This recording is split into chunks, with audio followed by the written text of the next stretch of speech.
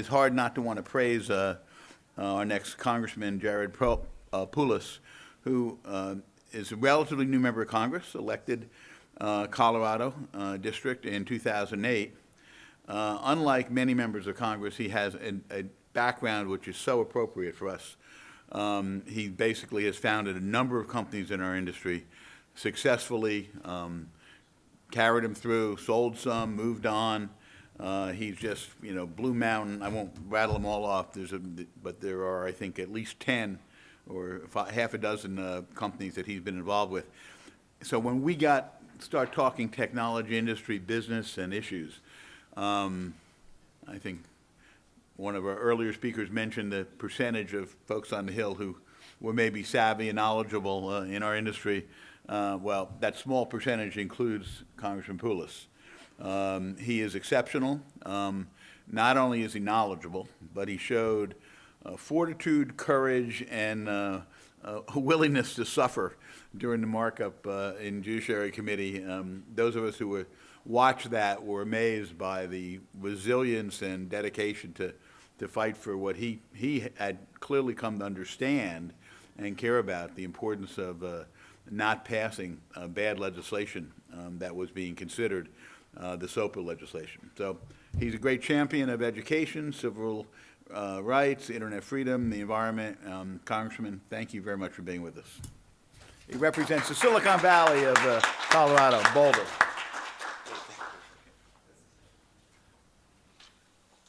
For those of you who are watching that markup, we did have some fun in that markup. You had to when you're kind of chained there for several days. We were effectively Zoe Lofgren, myself, and Jason Chaffetz, and Daryl Issa were kind of the four of us and then we had a block of maybe 5 or 6 that would vote with us. But we were proposing a variety of amendments. But we even, they were all substantive, but we had to be, entertaining with some of them as well. So we were able to keep them busy long enough, and then the cavalry came through, which was the users of the internet, and some of your organizations were involved with that. And once Congress heard from their constituents, the project was shelved, rightly so, which was good news for innovation in the industry.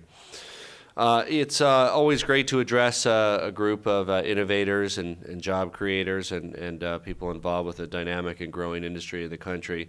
I will look forward to your question and answers, certainly. I'll briefly cover a couple tech issues and then sort of my own issues that I work on, which are certainly related to tech as well. With regard to tax issues, obviously tax issues are very important to all businesses. There remains a possibility of some kind of deal in December. I don't see anything before that. There's a small window of opportunity for a comprehensive tax reform, which would include, of course, lowering the corporate rate, moving to a territorial system, probably with some type of window for repatriation. That would kind of be a grand deal. The odds are small, maybe 5 to 10%. But keep in mind that Congress is under the gun in December. There are enormous tax increases looming that neither Democrats nor Republicans want. The disagreement between Democrats and Republicans is relatively minor. It's on a small subset of those tax increases. And so if both parties are able to work together, and it's never a given, but if they're able to work together, you'd think that they would be able to then preserve most or all of those tax rates, and perhaps do it in a way that has comprehensive tax reform as a component. So that will be our December, and of course some of that will also be determined by the outcome of the election. It's certainly also possible that the lame duck Congress will punt and do a short-term extension of all the tax cuts, leaving the work to the next Congress to figure out what's going on and have the opportunity once again to do a grand deal that would include corporate tax reform as well, bringing our rates more in line with international rates. So that's the general outlook on taxation. I'll be happy to field any of your specific questions about that as well. Intellectual property, I think, again, many in Congress have learned from the experience with SOPA and PIPA that they have to involve all stakeholders in a process and not just a particular group of people, in this case rights owners, but certainly those involved with the fair use economy and the innovation economy. are very much part of the discussion, including consumers themselves, and doesn't mean that our current policy framework is fully in place with regards to protecting intellectual property rights. It's not. There's certainly improvements. I'm a sponsor of the Open Act along with Darrell Issa that uses ITR as in terms of being able to look at trade sanctions for countries that are not enforcing intellectual property protocols, and there's other opportunities for protecting intellectual property as well in a multilateral way, and we look forward to working on those. The issues that I tend to focus on are education and also immigration reform. Those are two facets of human capital. Our human capital in our country, our creativity, our talent, our intellectual ability, and our ambition of our people is the greatest asset that America has. And that's something that all of your companies represent, the great ingenuity of the American people. And likewise, we will derive our future competitiveness and job growth from our human capital. And we get the very best and brightest in two ways. One is we grow our own, and that's education. The other is we import the best and brightest and hardest working from around the world, and that's immigration. We are not doing either sufficiently well to maintain our leadership in the global economy and maintain a strong and growing middle class in this country. In education, as a nation, we get maybe a B or B minus. On immigration, we get about an F.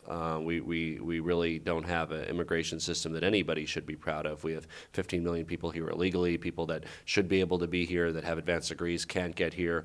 It's chaos, it's a mess, it's lawlessness, it's doesn't serve to anybody's benefit. It doesn't serve the benefit of companies like yourselves. It doesn't, nor do the benefits of the service economy, to law enforcement, to the immigrants themselves whose families are torn apart. There's no one who benefits from the broken system of immigration we have. Education is a little bit more hit or miss, as you know. There are some fine schools in this country, and perhaps some of your children or grandkids attend those schools. There are also, as you're, I'm sure, aware, or you should be, public schools in this country that you would never want your child or your grandchild to go to. Schools that routinely have 50% graduation, 50% dropout rates, 60% dropout rates.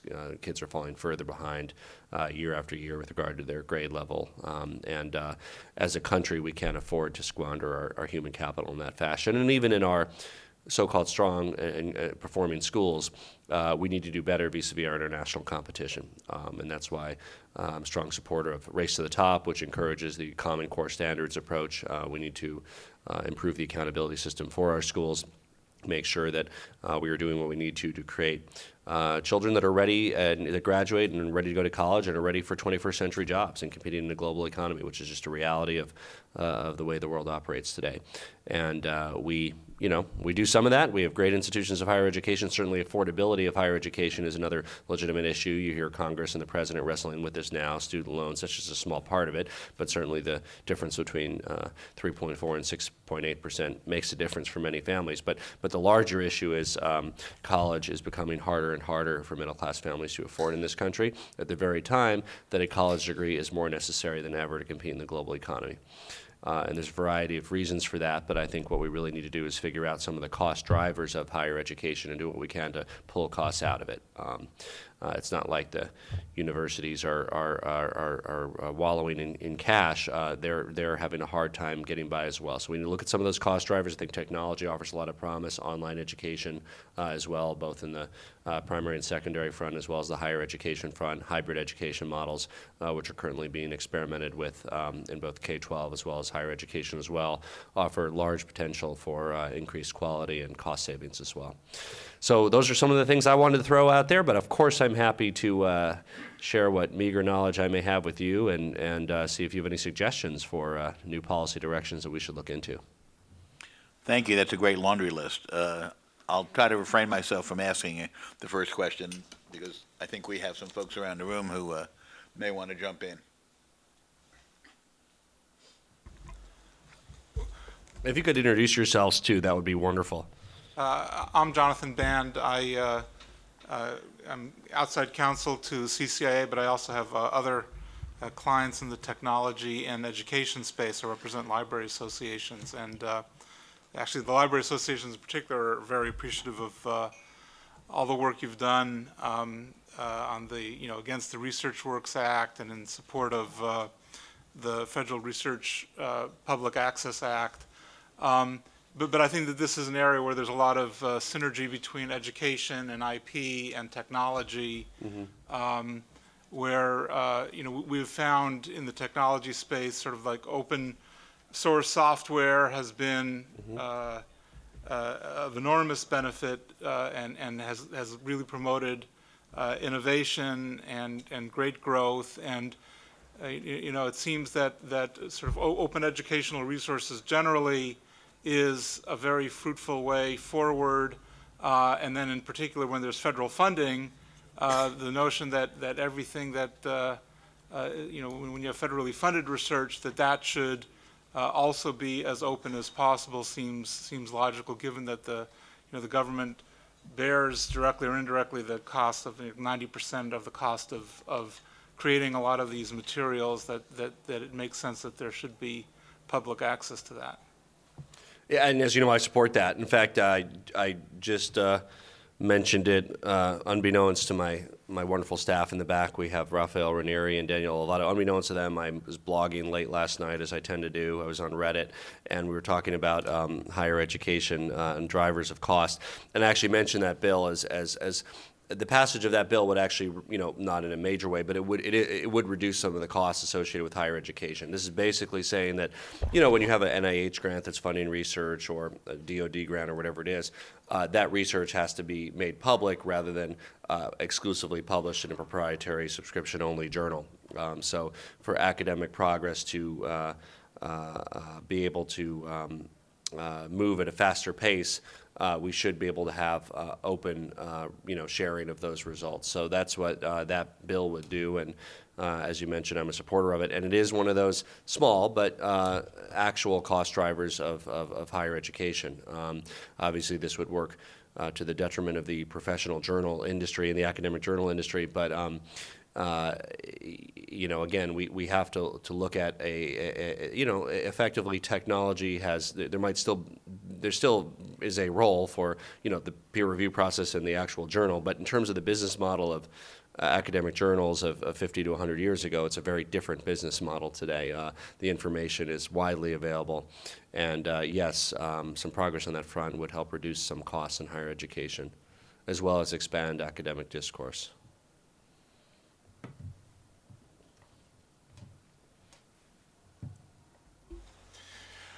Thank you for joining us today.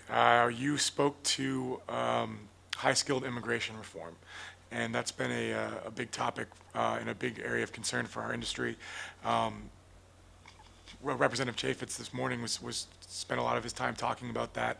I was talking to Daryl Issa yesterday at the CCIA event, and he spent a lot of time talking about that as well. And I was wondering if you can give us any insights in the chances of possibly getting through high-skilled immigration reform separate from the messier comprehensive immigration debate. Well, I think, Representatives Chaffetz and Issa could do so much more than me as members of the majority party. Did they give any indication that they were interested in bringing forward such proposals to the House? Yes, they said that, they weren't giving any guarantees, but they said they thought the window was opened, at least after the election, to possibly. Well, I'll believe it when I see it. It'll certainly have my support. We have not made any progress with the Republican majority, unfortunately, in advancing any high skills bills, and there's a variety of possibilities. It's not that some of them don't have some Republican support or some Republican co-sponsors. It's that for Republicans, it's a very divisive wedge issue in Republican leadership. Not to mention, in the Committee of Jurisdiction, Judiciary Committee is not very friendly towards these sorts of initiatives. But whether it's something like what we call the Staples Act, which would provide a green card for students who graduate with degrees from our four-year institutions, that would be wonderful. Whether it's raising the cap on H-1B. Look, if Daryl, Issa, and Jason can figure out a way to bring that to the floor, that's wonderful. They haven't yet. Not that the Democrats were able to do it either. So any party that brings that to the floor, I certainly look forward to supporting it. I'll be happy to follow up with Daryl and Jason and see what they're thinking. Yes.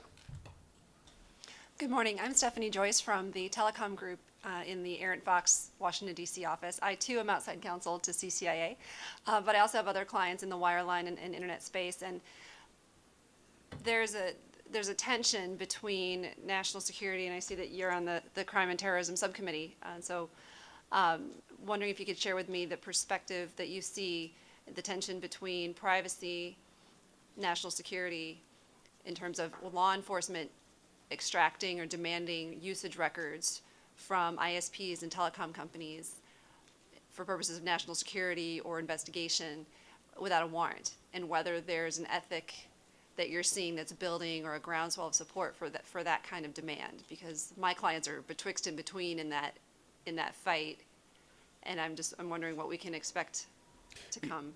Yeah, I think, as you may or may not know, this week, in fact, today and tomorrow, the House is looking at a more limited cybersecurity bill. Involves information sharing.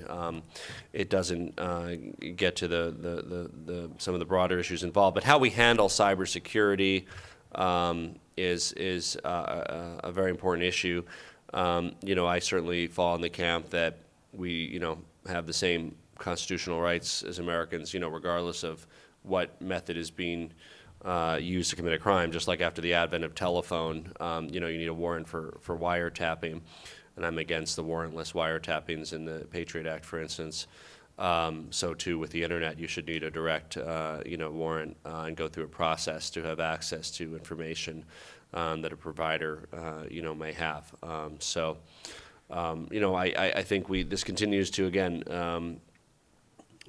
Elude us as a country, but I think we have to strike the right balance. And this current bill, in my opinion, that the House is doing at least this week, doesn't really go far enough to protect individual information. It's opt-in, if you will, for companies, but it basically gives them immunity for sharing personal information with government agencies, not just any government agencies, actually. Are secret government agencies that are not normally charged with domestic law enforcement activities, namely NSA, a fine agency as the CIA, but there's a reason that they don't have domestic jurisdiction. We have appropriate agencies like the FBI, DHS, which do have domestic authority and are familiar with the balance and the Constitution and the protecting the rights of Americans. So it'd be more appropriate to have one of those be the lead agency in that regard.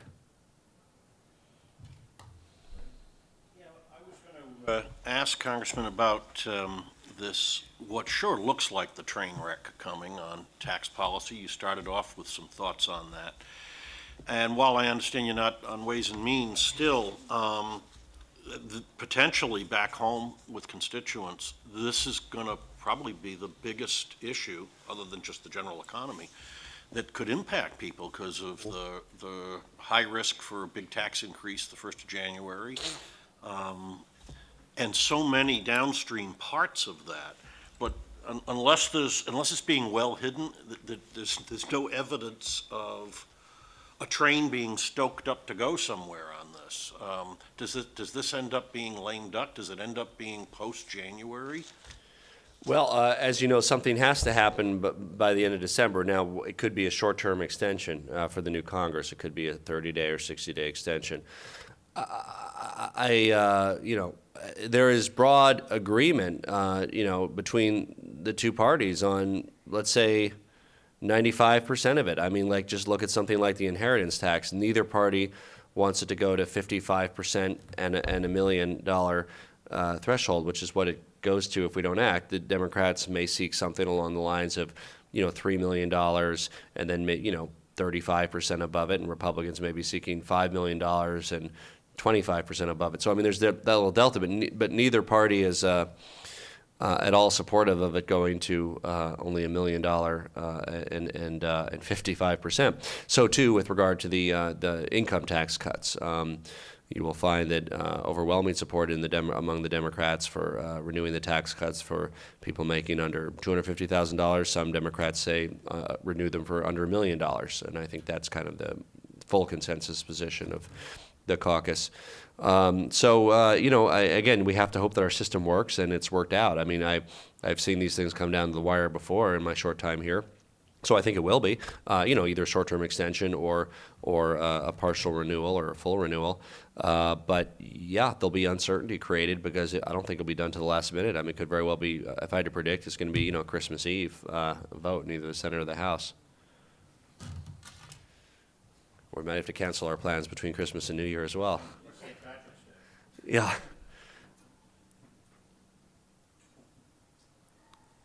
Very good.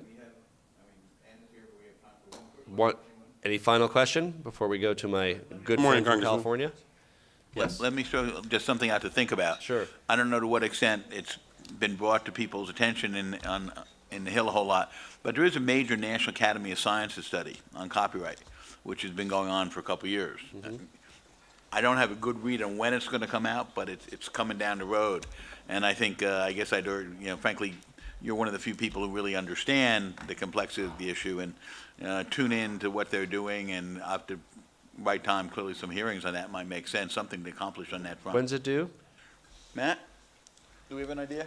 Sometime soon? Okay. They've been working on it for a while. Well, and we just ping me hear and let they're me coming. know, in the rush of things here, I might otherwise miss it. So let me know when it comes out. And if there's an executive summary, we can try to circulate that as a dear colleague letter to raise awareness. And I look forward to reading it as well. We need this thoughtful approach to I mean, the problem with both copyright, patent law, is really we created them in an analog era. We created them in an era of printing presses and of mechanical inventions vis-a-vis patents. We are now in a digital era, a biological era even with regard to patents, and perhaps with regard to computing in the not-too-distant future. And fundamentally, it requires us to rethink our framework for intellectual property, and we haven't done so.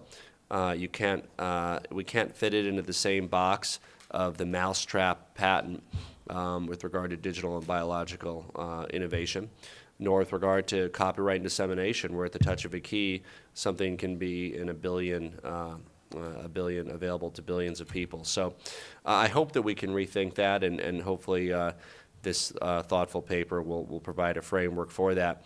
And nor should intellectual property law be a constantly changing target. But it's reasonable to say, once every century, you maybe take another look at it. And of course, we're still operating on the 1913 framework. So it's about a century hence. A lot of changes that our forebears who very capably struck an appropriate balance in 1913 never could have contemplated. And I think it's time to work on establishing an intellectual property framework that we can be proud of for the next century, or at least the next 50 years. And that continues to elude us. So I hope that and again, it's not something that we have to do tomorrow, but I think the country and innovation and rights holders and everybody, innovators, would all benefit from striking the appropriate balance for the digital and biological era. And if that occurs, I'll look forward to being part of those discussions.